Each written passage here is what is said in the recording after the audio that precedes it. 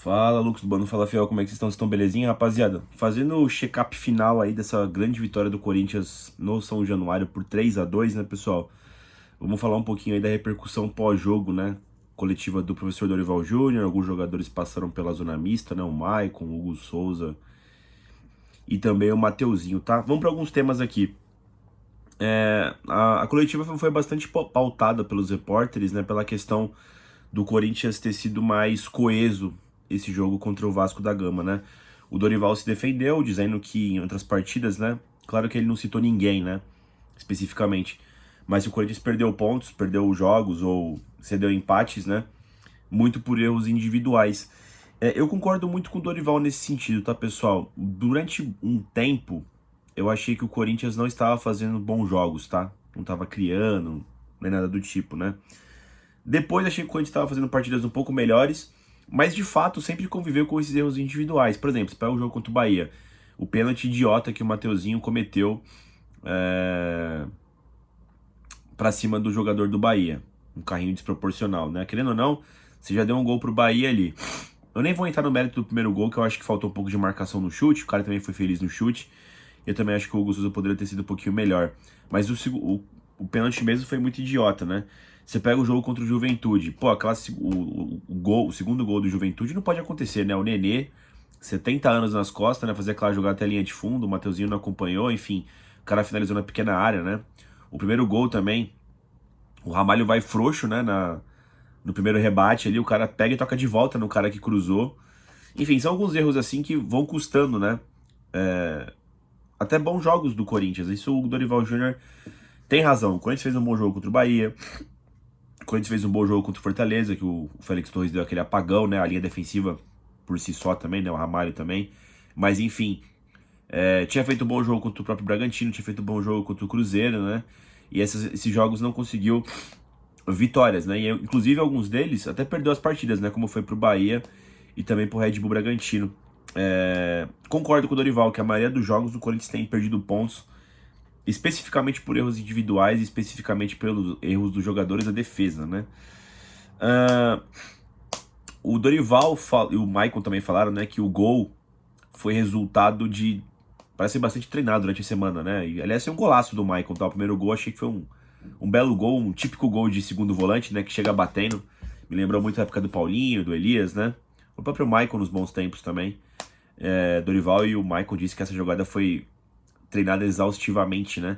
E o Dorival falou sobre a questão da pressão, né? Que o Corinthians venceu o jogo por ter feito uma pressão forte na frente. Eu disse aqui isso aqui no pós-jogo, né? Que ficou visível essa energia do Corinthians para marcar alto a equipe do Vasco da Gama, né? E vai muito de encontro às partidas que o Corinthians perdeu ou aquelas partidas que a gente foi muito mal, né? Como contra o Juventude e contra o São Paulo, né?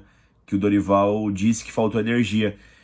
Eu acho que quando ele elogia essa pressão que o Corinthians conseguiu fazer diante da equipe do Vasco da Gama, eu acho que é até para alfinetar ou para servir de base para as reclamações que ele fez nos jogos quando o Corinthians não conseguiu jogar bem, né? Serve, eu acho que de justificativa. Concordo com ele também. Sobre o Memphis Depay. Ele disse que o Memphis Depay segue evoluindo, mas não deu confirmação nenhuma se vai jogar contra o Atlético Paranaense na próxima quarta-feira, né? Segundo a mídia aí, né, os portais, né, o Meu Timão, acho que o Globo Esporte também passou, né, parece que o Corinthians tem expectativa de que o Memphis Depay esteja relacionado, né? Não sei se vai jogar os 90 minutos, né, ou se vai começar jogando contra o Atlético Paranaense. Bom, é o que a mídia está dizendo, né? O Dorival não confirmou nada. Eu acho que é até para não gerar a expectativa de que ele vai começar jogando. Eu acho que ele vai ser pelo menos relacionado, tá? O Memphis Depay. Eu acho que ele estará em Curitiba para esse jogo contra o Atlético Paranaense. É o sentimento que eu tenho vendo aí as notícias, né? Félix Torres, tá? Félix Torres, rapaziada, entrou no segundo tempo. Primeiro, não há nada de grave com o Mateuzinho. O Mateuzinho confirmou na zona mista que foi só cãibras, né? E o Félix Torres não entrou bem. Inclusive, eu acho que o segundo gol, 70%, 80% foi culpa dele, né? Teve aquele lance bizarro também do carrinho dele, né? Mas enfim, não fez um bom jogo o Félix Torres. O Dorival Júnior, sempre no estilo Dorival, né? Vejamos, entendamos, saibamos, né? É natural o quê? No dorivalismo. Eu acho que ele foi, de forma natural, protegeu o elenco, né? Minimizou o erro do Félix Torres e, na verdade, agradeceu pelo Félix Torres, que não é lateral direito, e estar fazendo um bico ali, está se colocando à disposição. O próprio Mateuzinho também elogiou ele, lá na zona mista, né? Falando que o cara tá quebrando um galho ali, que é pra torcida ter calma. Cara, aliás, o Dorival até falou que o Félix Torres jogou bem, né? O Félix Torres não jogou bem, tá, pessoal? Jogou mal pra cacete, né? Como a gente mesmo viu, né? Mesmo com pouco tempo dentro de campo. O problema do Torres, pessoal, às vezes eu nem acho que é uma questão de, pô, ele tá na posição deslocada. Até porque ele fez boas partidas na lateral direita, né? Ele jogou bem, acho que contra o Santos. Teve mais um jogo que ele jogou bem, que eu esqueci agora contra quem foi. Tanto é que contra o São Paulo, onde ele também não joga bem, eu achava melhor botar ele mesmo do que o Léo Maná, porque o Léo Maná, porra, nunca jogou bem, né? E o Félix Torres, mesmo improvisado, fez melhores partidas do que o Léo Maná jamais tinha feito, né?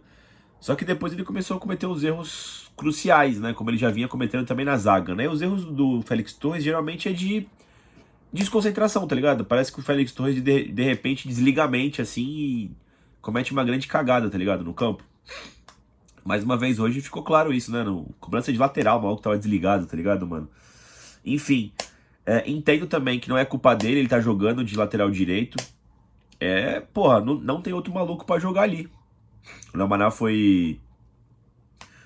foi emprestado pro Criciúma. O João Vitor Jacaré, que jogou um período, né, com a família Dias no começo do ano. Não sei o que aconteceu com esse moleque, nem sei se ele tá no Corinthians ainda. E sobrou pro Torres, né? Então, assim, interessante ele estar à disposição ali, mas, cara, é aquele ditado, né? Jogador ruim é ruim porque ele tá no... ele é uma opção para ser utilizado, né? Aí que você vê que o elenco é ruim porque você vai ter que usar esse tipo de jogador, né, mano? Então, entendo o Dorival proteger ele, entendo todas as situações, né? No final do dia, erro do Corinthians, erro de planejamento de elenco, né? Erro do senhor Fabinho Soldado aí também, de planejar melhor esse elenco do Corinthians nessa situação. Você se livra de todos os laterais aí e não tem ninguém, vai ficar por isso mesmo, tá ligado? Mano, é foda, né? Tem a questão do transfer ban e tudo mais, né? Mas acho que o erro primário é na montagem do elenco. Mas falando do jogo jogado, o Torres não fez um bom jogo, né, mano? Quase que entregou 3-3 ali também, né? Na verdade, entregou o segundo gol, né? Foi 3-2, né? Rodrigo Garro. Cara, o Rodrigo Garro tinha dado uma entrevista na semana passada, no pós-jogo, né? A galera repercutiu bastante, né? Que ele falou que não consegue fazer 3 jogos em 7 dias, que é a situação que vai acontecer agora. Vasco, Atlético Paranaense e Palmeiras, né? E aí o Dorival foi questionado sobre a condição física do Rodrigo Garro, né? A gente sabe do problema dele crônico no joelho, a gente sabe do tratamento que ele fez pós-final do Paulista, né? Ele já tinha voltado pro time depois de um hiato, né? Ele não volta no começo do ano com o resto da galera, né? Teve também o problema do acidente lá.